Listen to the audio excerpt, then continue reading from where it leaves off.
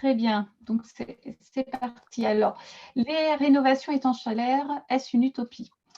On va commencer un petit peu ce sujet ensemble et puis on prendra un peu de temps après la présentation pour discuter certains points, bien entendu. Donc, tout d'abord, pour introduire ce sujet qui parle étanchéité à l'air, parle d'abord de circulation d'air. Parce que l'étanchéité à l'air, ça n'est pas la question de supprimer les circulations d'air dans le bâtiment. On en a besoin. C'est plutôt l'intérêt de les maîtriser au mieux. Donc, nous allons commencer ce sujet par aborder les circulations d'air. Quels sont les phénomènes moteurs qui causent les circulations d'air? On a habituellement, on en évoque trois, qui sont l'action du vent, le tirage thermique qui peut se faire naturellement à l'intérieur d'un bâtiment, volontairement ou non, et le système de ventilation mécanique ou pas d'ailleurs. Alors tout d'abord, l'action du vent.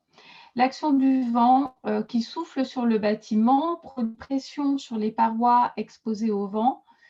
Je vais demander à Antonin de me confirmer si on voit bien les mouvements de ma souris, parce que j'essaye de montrer des… Oui, on les voit.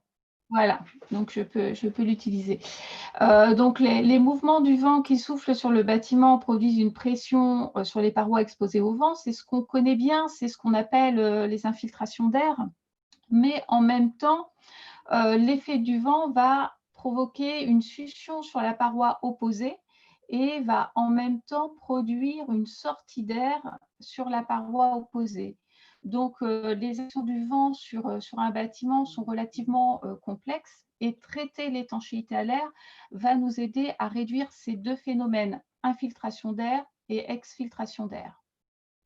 On peut même aussi rajouter à ce phénomène d'action du vent la présence des entrées d'air sur les façades, notamment façades exposées au vent, qui peut amplifier ce phénomène et qui peut également, sur la façade opposée, transformer une entrée d'air dans le cadre d'une ventilation mécanique simple flux en sortie d'air, non volontaire cette fois-ci, parce que ça n'est absolument pas son rôle, qui peut entraîner bien des désagréments. Par exemple, dans les zones froides, il n'est pas rare que ce phénomène provoque un blocage des volets roulants, tout simplement parce que l'air chaud dans le bâtiment qui va sortir par l'entrée d'air ou par les fuites liées au coffre de volets roulants va provoquer très forte condensation par la différence de température dans le coffre de volets roulants et va bloquer le moteur. Va bloquer le moteur par rapport à la glace qui va se former à cet endroit. Donc, plusieurs effets par l'action du vent. Les effets également du tirage thermique. Donc, cette fois-ci, beaucoup plus lié à une différence de hauteur du bâtiment, une hauteur importante du bâtiment et des infiltrations en partie basse, en partie haute, des différences de température qui vont entraîner un mouvement naturel de l'air du bas vers le haut. Ce phénomène-là est surtout détecté en hiver avec des problématiques d'inconfort, de courant d'air. Et enfin, la ventilation. Donc, la ventilation, ici, nous avons un dessin qui représente une ventilation simple flux, donc qui va extraire l'air du bâtiment dans les pièces techniques. Et naturellement, cet effet de dépression va entraîner un air neuf qui va rentrer par les entrées d'air, ce qui est voulu. En même temps, la ventilation, l'air, lui, n'est pas fléché. S'il trouve un autre passage, donc des infiltrations dans la paroi, des défauts d'étanchéité à l'air, il va s'empresser d'y pénétrer et derrière, nous allons avoir un dysfonctionnement de notre ventilation. Et que notre ventilation fonctionne en dépression ou en surpression, le problème de l'étanchéité à l'air reste entier. Alors, on a vu les phénomènes moteurs qui créent des circulations d'air dans le bâtiment. On va voir maintenant quels sont ces impacts. Les impacts principaux, le bruit, le froid, le chaud. Donc là, on est vraiment sur les notions d'inconfort, de ressenti qui sont très importants et qui peuvent être d'ailleurs la source de la volonté d'agir et de faire des travaux de rénovation.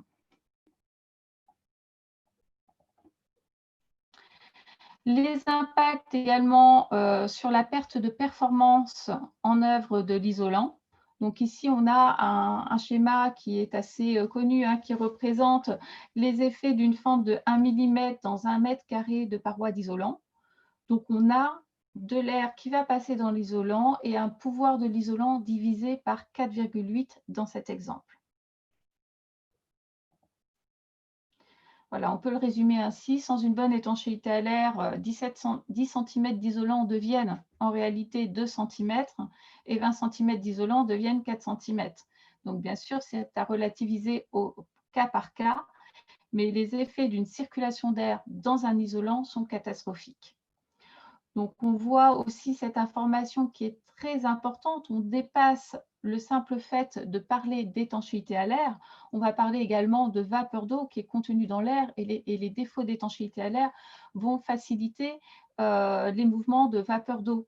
Et on peut aller jusqu'à 800 grammes de vapeur d'eau pour une fente d'1 millimètre pour 1 mètre carré d'isolant.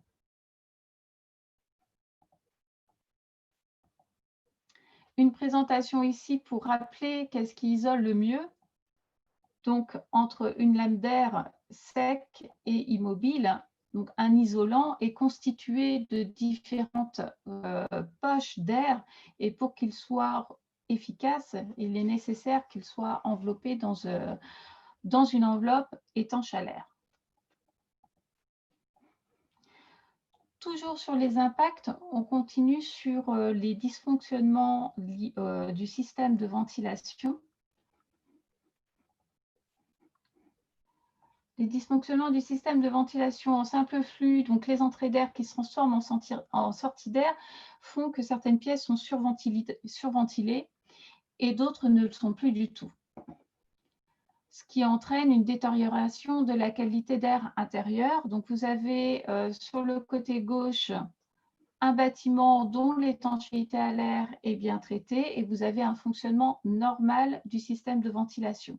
Avec ici l'hélice qui représente le ventilateur, donc l'extracteur dans ce cas, extraction dans la cuisine, salle de bain, WC, l'air neuf qui rentre dans les chambres, dans le séjour et qui crée un balayage complet du logement, assurant ainsi la bonne ventilation et donc le maintien de la qualité d'air intérieur.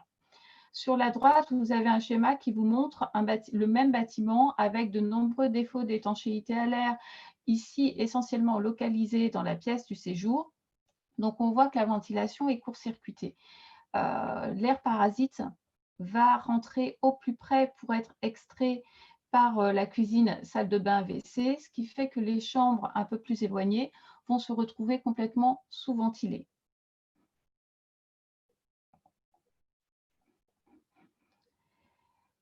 Même chose ici avec un schéma qui représente une ventilation double flux.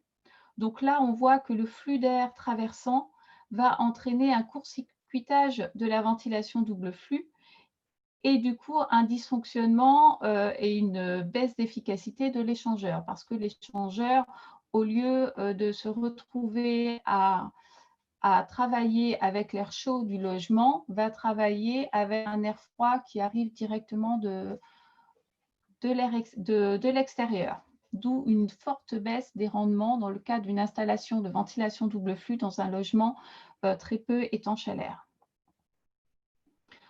Donc, on rappelle ici, le bon fonctionnement d'une ventilation double flux nécessite une bonne étanchéité à l'air. Et aussi, il ne faut pas l'oublier, un échangeur placé en volume chauffé parce que la plupart des schémas que nous utilisons sur les ventilations double flux nous montrent un bel échangeur placé dans les combles, ce qui est une aberration pour assurer une bonne maintenance et une bonne efficacité du rendement. Impact suivant, l'air qui transite dans l'enveloppe peut se charger de polluants qui peuvent être présents au sein de la paroi par tous les composants de structure qui composent la paroi. Donc ici, on a l'exemple d'une infiltration d'air qui traverserait la paroi et qui peut revenir par l'intérieur par les principaux défauts. Ici, par exemple, le boîtier électrique ou le bas des cloisons intérieures. Et cet air froid, en plus d'amener du froid, du bruit, va amener également les polluants qui peuvent se retrouver à l'intérieur de la paroi. Dans le phénomène inverse, puisqu'on a vu tout à l'heure qu'en même temps, on avait des phénomènes d'infiltration et des phénomènes d'exfiltration. Donc, dans le phénomène inverse, l'air chaud qui va passer par la paroi et sortir à l'extérieur risque, dans le cas ici d'une isolation intérieure, de condenser contre la paroi plus froide et du coup d'apporter des problématiques de moisissure qui, lorsque le phénomène va s'inverser, vont revenir à l'intérieur du logement. Voilà quelques exemples d'impact. Alors, le problème d'étanchéité à l'air n'est jamais tout seul. Il est souvent lié à un problème de ventilation, souvent lié à également des problèmes de migration de vapeur d'eau qui ne sont absolument pas maîtrisés. Et c'est l'ensemble de tout cela qui crée des dégradations sur le bâtiment. En résumé sur les impacts, des circulations d'air non maîtrisées qui causent tout d'abord de gros problèmes d'inconfort, mais également, c'est très important, des impacts sur la santé des occupants et bien sûr, à terme, des dégradations du bâtiment et des surconsommations.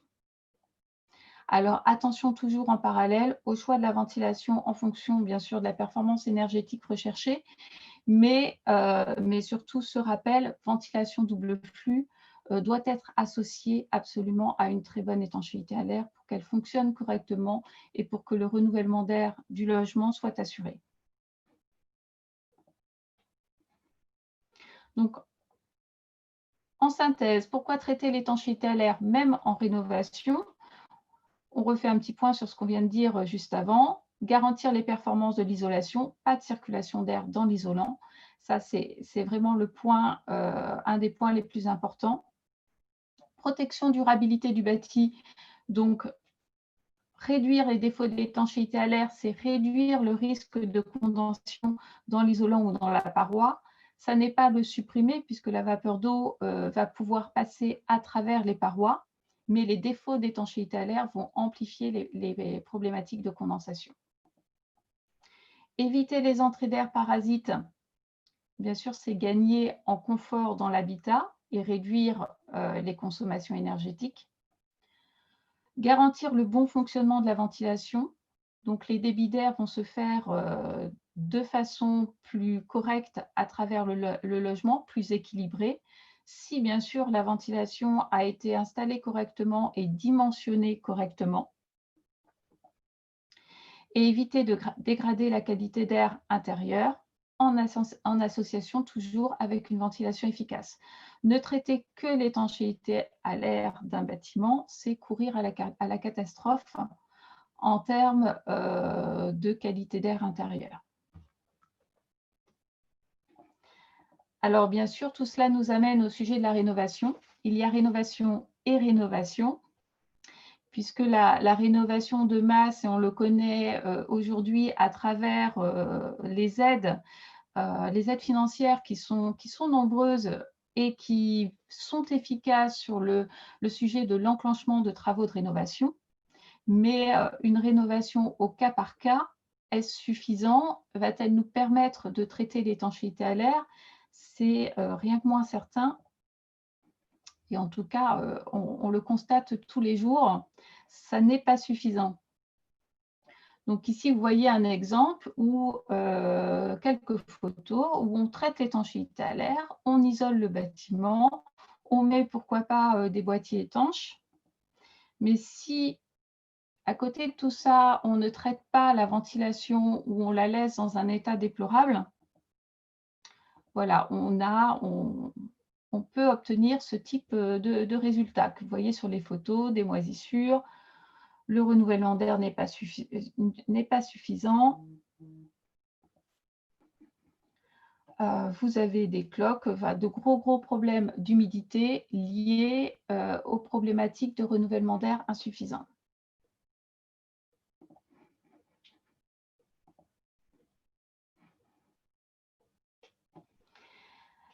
Donc, rénovation énergétique et humidité. Agir sur les transferts de chaleur et l'étanchéité à l'air d'un bâtiment existant va toujours avoir des conséquences sur son équilibre hydrique, surtout dans le cas des bâtiments anciens. Donc, tout d'abord, on n'interviendra jamais sur un bâtiment ou une paroi anormalement humide sans en avoir identifié la cause et sans l'avoir solutionné. Donc, l'étanchéité à l'air n'est pas une solution en soi. C'est la finalisation de la solution de rénovation. Tout d'abord, avant d'intervenir sur un bâtiment, qu'il soit plus récent ou ancien, on s'assure qu'il soit sain et qu'il n'y ait pas d'humidité dans les parois. Et ensuite, on peut réfléchir à une solution d'isolation globale et pérenne et de traitement d'étanchéité à l'air, associée toujours à une ventilation efficace et indispensable.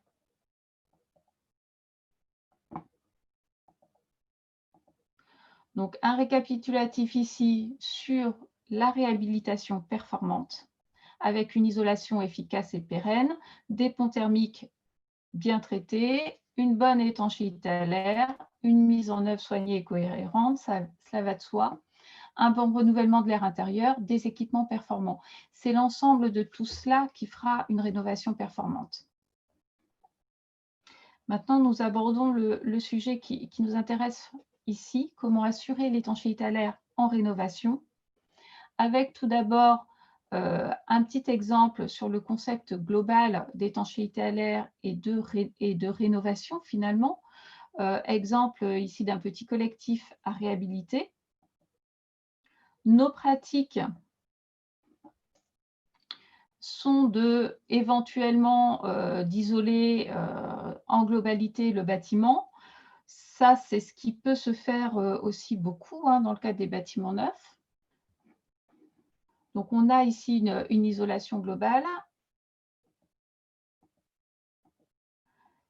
Dans la logique d'assurer pour chaque logement une étanchéité à l'air vis-à-vis de l'extérieur, mais également vis-à-vis des parties communes et vis-à-vis des voisins, on a besoin de réfléchir ici à l'étanchéité à l'air logement par logement, avec une étanchéité entre les parois de chaque logement et les locaux communs, ainsi que tout ce qui est gaines techniques qui vont traverser les planchers, traverser les logements. Donc, c'est ce type de réflexion qu'on va avoir besoin de mettre en place.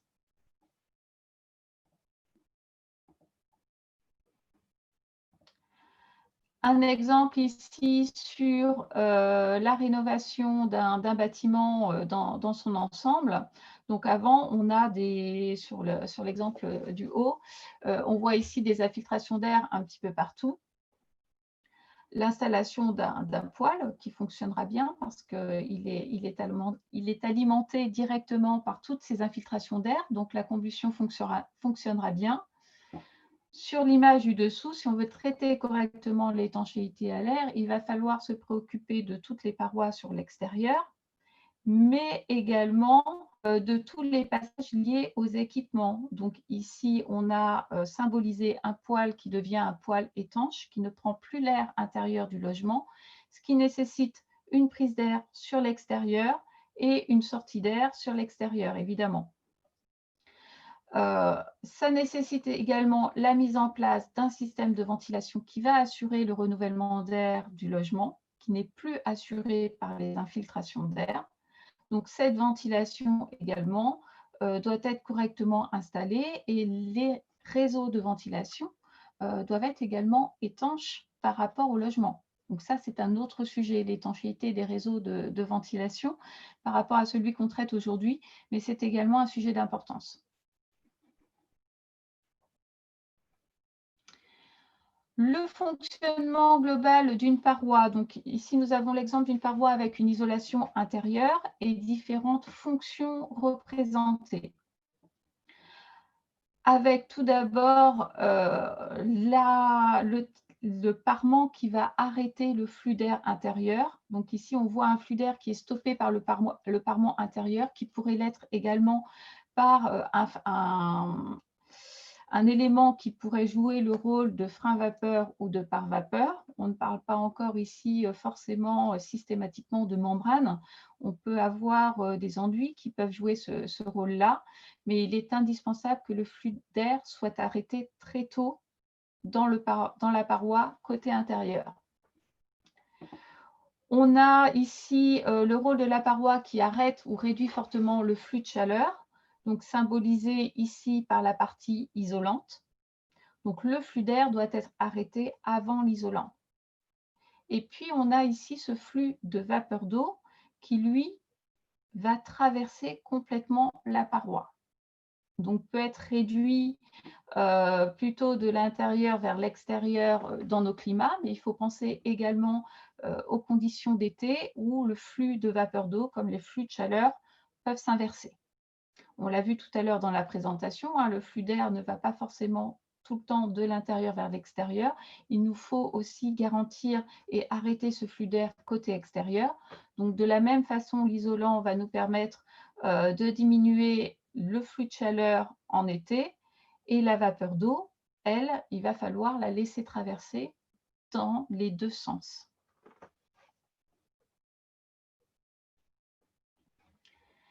Donc, assurer l'étanchéité à l'air, rénovation par pièce habitable, difficile, voire impossible d'assurer l'étanchéité à l'air.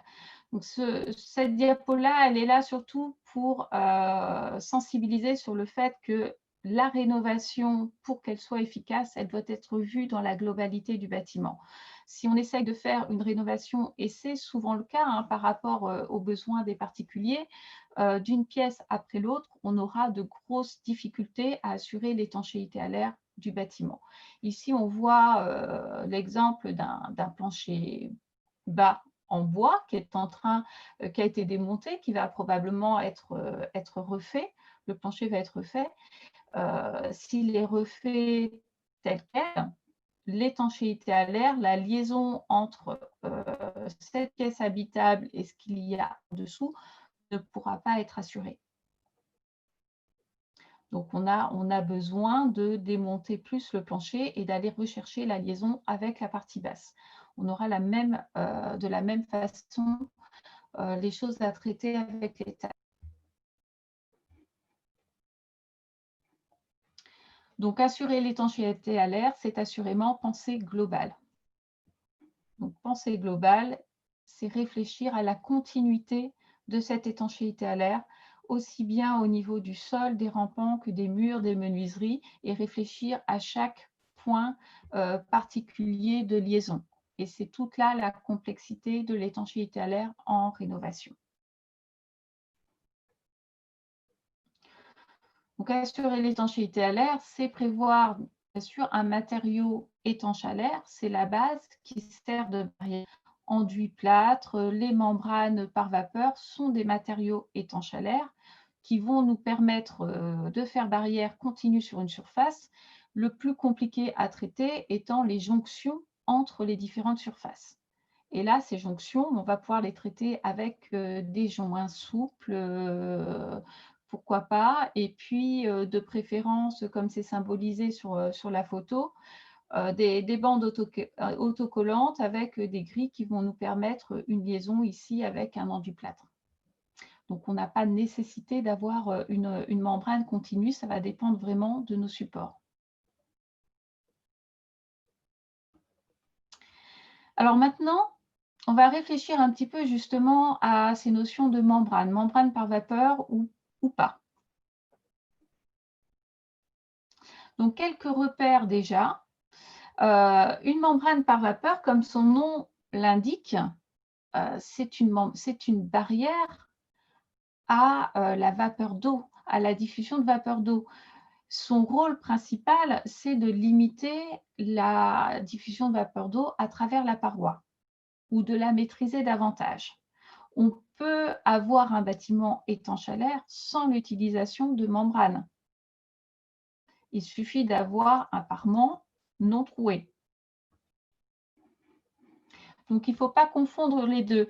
L'utilisation d'une membrane va nous permettre, par contre, effectivement, à travers le traitement de la migration de vapeur d'eau, de traiter en plus l'étanchéité à l'air et de façon pérenne si cette membrane n'est pas directement installée contre le revêtement intérieur. C'est-à-dire que si on prend le schéma du haut, en cas d'installation d'une membrane, on a pratiquement nécessité de prévoir un vide technique entre le revêtement intérieur et la membrane, de façon à ce que la vie du bâtiment, les percements du revêtement intérieur, les modifications du revêtement intérieur ne viennent pas dégrader la membrane par vapeur ou frein vapeur. Donc ici, on a quelques repères. Diffusion de vapeur d'eau avec une membrane par vapeur, 3 à 5 grammes par mètre carré par jour, de diffuser de façon continue à travers ce mètre carré de membrane.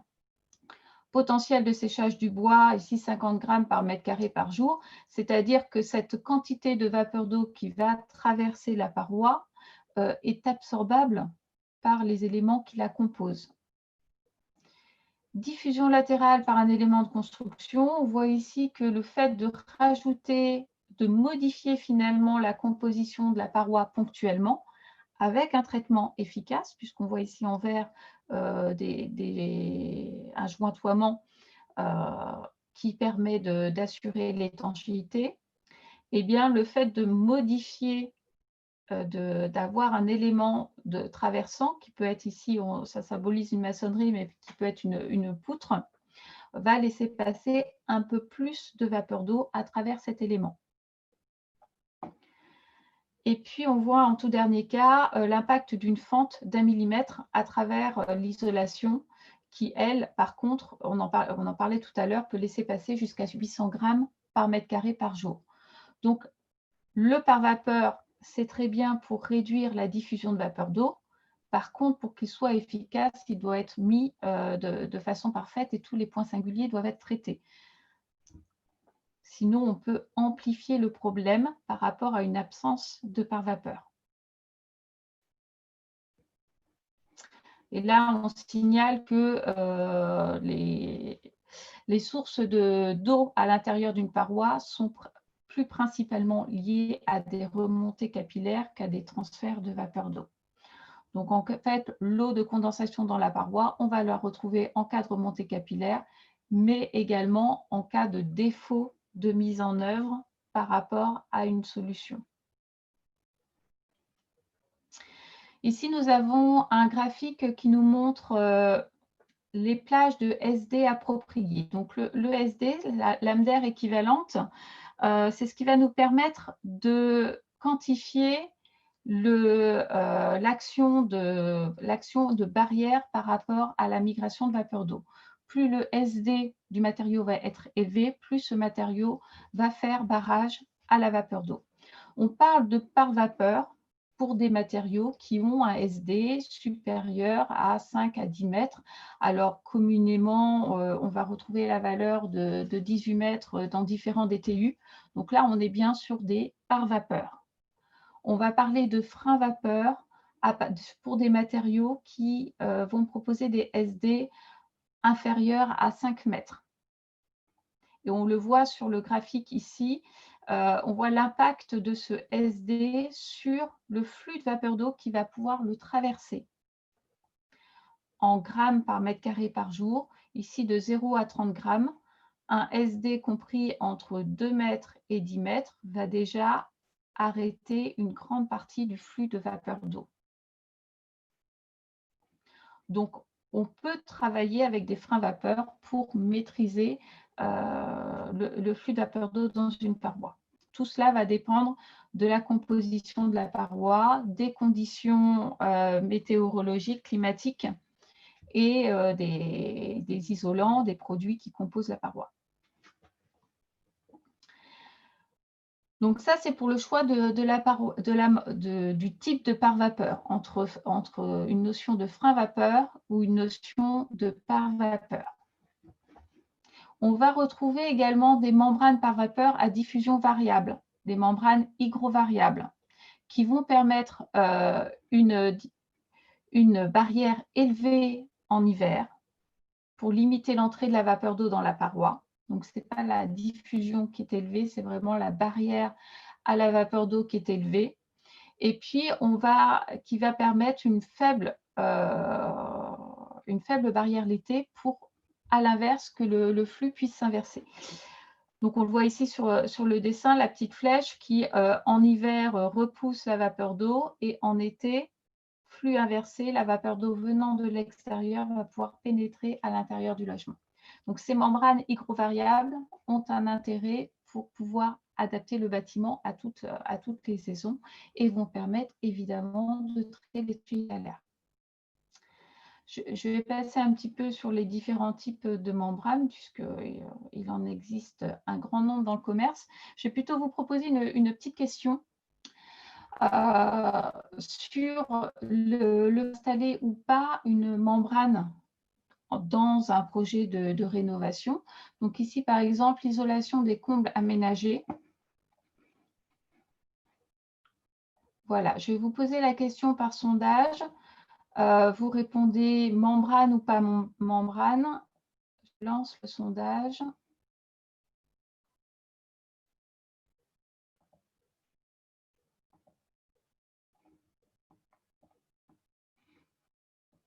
À votre avis, sur cette photo, est-ce qu'on doit installer une membrane par vapeur ou est-ce qu'on peut se passer d'une membrane? Donc, on est dans le cas d'un aménagement de combles, d'une isolation de combles qui seront habités. Il faut le préciser. Et on parle de membrane par vapeur dans la question, c'est-à-dire avec un SD bien supérieur à 10 mètres. Alors, je vais couper le sondage, partager les résultats. Donc, vous êtes 85% à encourager la mise en place de la membrane et 15% à ne pas solliciter la membrane. Donc, dans le cas de l'isolation des combles aménagés,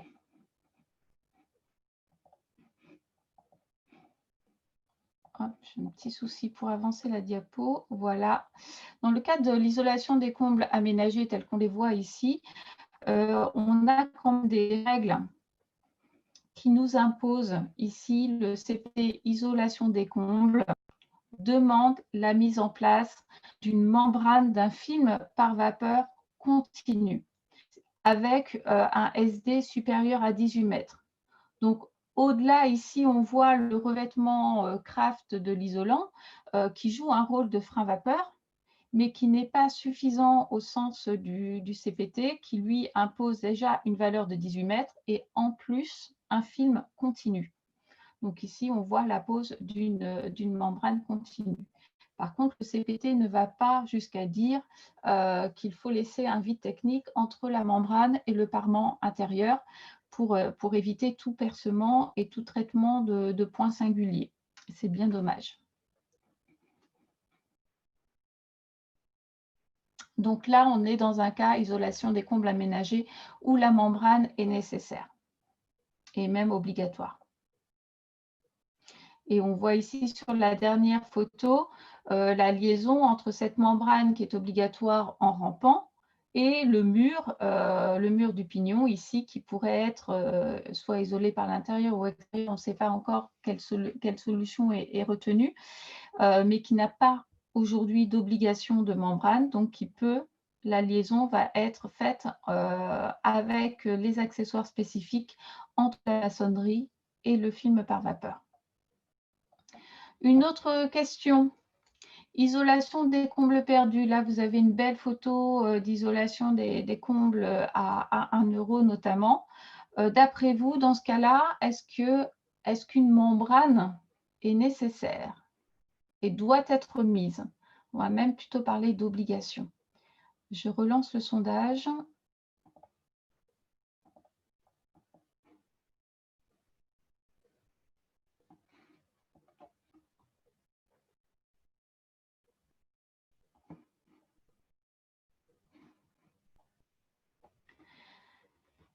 Donc là, il s'agit de combles perdus. avec une isolation qui va être faite par soufflage, comme c'est très, très pratiqué de nos jours. Donc là, je vais mettre fin bientôt au sondage. Les avis sont très partagés, hein. Je vais vous partager ces résultats. Voilà, on est à peu près 50-50 d'avis partagés sur le fait de mettre une membrane ou de ne pas mettre une membrane. Dans ce cas, que nous disent les textes, les CPT, isolation des combles perdus. Le CPT, isolation des combles perdus, demande une membrane uniquement dans des cas très précis où on va avoir un taux d'humidité important. Dans la plupart des cas de combles perdus, ventilés, la membrane ne sera pas une obligation du CPT. Par contre, ce qui sera obligatoire pour l'installateur, c'est de s'assurer que le support, donc le plafond, soit étanche à l'air. On ne va pas demander de pose de membrane, mais on va demander de vérifier que le plafond soit étanche à l'air et d'y remédier si ça n'est pas le cas. Et le CPT va même citer l'exemple d'un plafond en lambris où le lambris ne sera pas considéré comme une solution étanche à l'air. Alors, dans un cas comme celui-ci, je dirais que presque heureusement, parce qu'aller installer une membrane dans des combles tels qu'ils sont présentés ici, ça devient infaisable. Là encore, il faut rentrer dans une solution plus globale où, pour installer la membrane, il va falloir refaire le plafond et l'installer par le bas. Donc, on rentre dans des travaux lourds qui ne seront pas forcément compatibles avec les solutions proposées aujourd'hui de combles à 1 euro où on va plutôt agir au coup. Donc, on est dans un cas de figure où, effectivement, la membrane n'est pas rendue obligatoire. Au niveau de la vapeur d'eau, ça ne sera pas gênant si le comble est ventilé.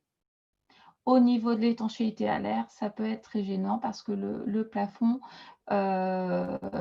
cité ne sera pas retouché lors de la mise en œuvre de l'isolation et il y a peu de chances que le plafond en l'état soit étanche à l'air. Je vais faire peut-être un petit point avec Antonin sur le temps qui nous reste parce que je vois que l'horloge tourne et que je suis loin d'avoir tout défilé. Effectivement, on devrait presque conclure là tout de suite pour les échanges, mais je te propose d'essayer de finir en 5-10 minutes si tu peux. Et comme ça, on se garde un peu de temps d'échange et puis on débordera légèrement. Je pense que tout le Oui, monde sera d'accord. oui, parce que je vois en plus beaucoup de questions sur le chat, donc on va pouvoir revenir sur certains points. Ici, je ne vous pose pas la question à isolation des murs par l'intérieur. On voit un isolant posé avec un revêtement Kraft. Donc, par rapport aux différentes règles, l'obligation du pare-vapeur n'est pas une évidence. En revanche, quand on voit de façon logique les travaux réalisés, on se doute bien que les fuites vont être très, très importantes. Ici, là, par exemple, en partie basse, l'étanchéité de ce frappeur n'est absolument pas assurée. On utilise le fameux scotch orange qui n'est pas un scotch pour traiter l'étanchéité à l'air, donc dont sa durabilité dans le temps ne sera pas assurée. On voit les percements d'isolation, donc l'étanchéité à l'air ne sera pas assurée par le revêtement tel qu'on le voit ici. Donc, qui sera probablement assuré au moment du test d'étanchéité à l'air, s'il a lieu, par le revêtement en plaque de plâtre qui sera mis par-dessus.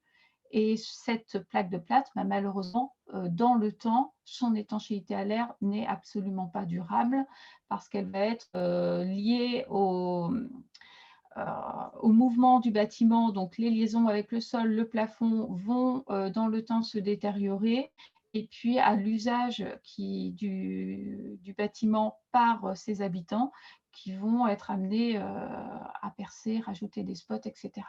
Donc, on n'est pas sur une solution durable en termes d'étanchéité à l'air et cette solution nécessiterait effectivement une membrane et un vide technique. Alors, je termine par quelques photos sur des points singuliers. Donc ici, on le voit, les gros points singuliers hein, de traitement de l'étanchéité à l'air dans un bâtiment ou gros défauts. Ici, les problématiques sur les menuiseries extérieures, aussi bien sur les liaisons entre le bâti et la menuiserie que sur l'étanchéité de la menuiserie elle-même. On voit ici les menuiseries anciennes où on voit le jour à travers. Ça, c'est très, très fréquent quand on fait les audits énergétiques. Et ça permet d'ailleurs de bien expliquer aux particuliers l'importance de l'étanchéité à l'air. Ici, on voit la liaison avec le bâti où malheureusement, très souvent, les menuiseries ne sont pas posées dans les règles de l'art et du coup, l'étanchéité avec la maçonnerie est loin d'être assurée. Là, on voit quelques bonnes pratiques avec la pose d'un joint compris-bande qui va nous permettre d'assurer cette étanchéité à l'air sur le pourtour de la menuiserie. Par contre, pour que le joint compris-bande soit efficace, il faut que la maçonnerie ait été redressée. Sinon, le joint ne servira à rien.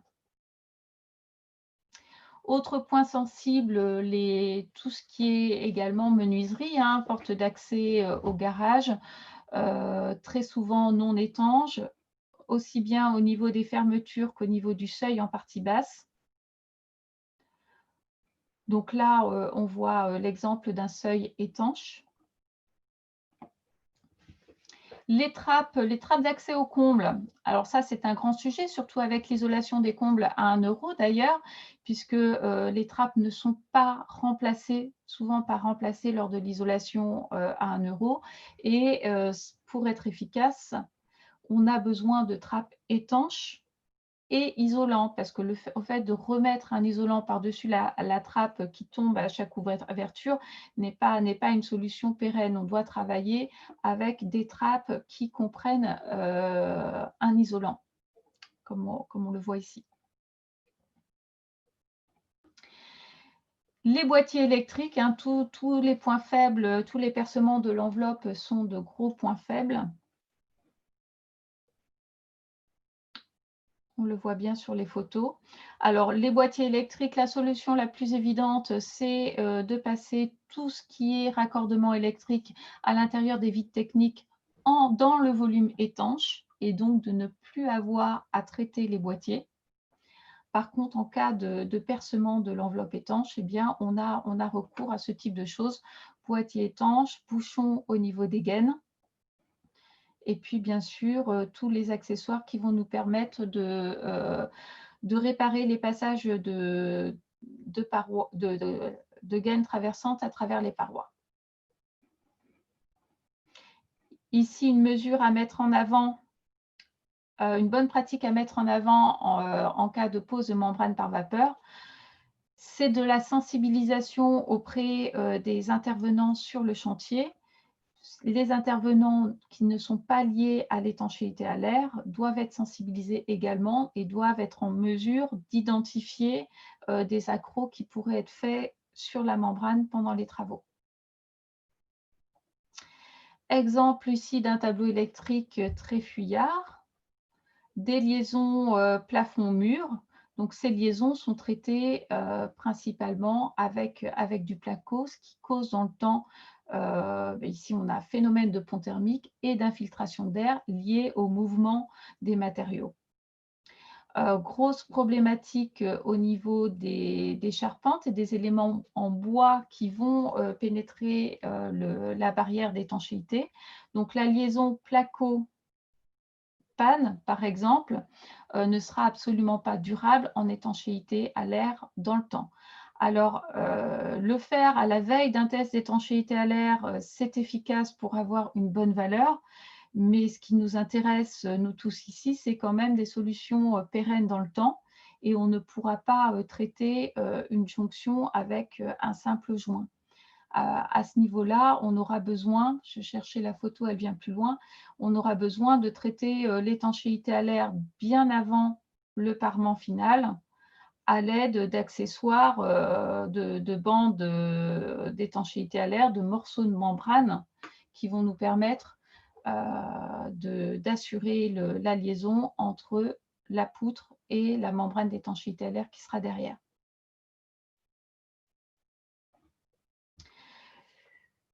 Autre photo ici sur la bouche de ventilation.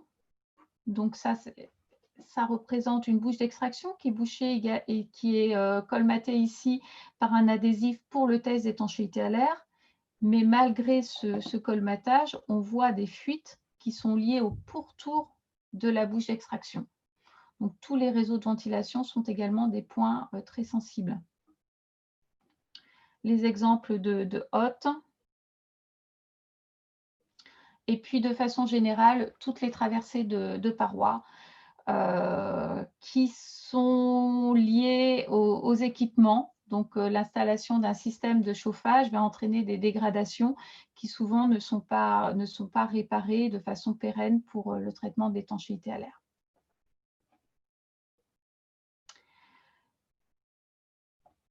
Je termine sur les points sensibles avec le conduit de fumée. Le conduit de fumée qui doit être étanche également avec le bâti. Donc là également, on retrouve tout un tas d'accessoires qui sont prévus pour assurer l'étanchéité à l'air entre le conduit et le bâti en respectant les problématiques de sécurité au feu. Mais là encore, on a besoin de former les installateurs pour que ce soit bien pris en compte à ce stade. Et je conclus avant les questions sur, sur ces quelques images et pour vous rappeler qu'à la fin du diaporama, de la présentation, je ne sais pas, Antonin, de quelle façon ça pourra être mis disponible, vous avez des liens vers des ressources qui peuvent vous être utiles, notamment concernant les produits de traitement d'étanchéité à l'air. Vous avez des liens vers des sites internet qui vous permettent de retrouver beaucoup de références.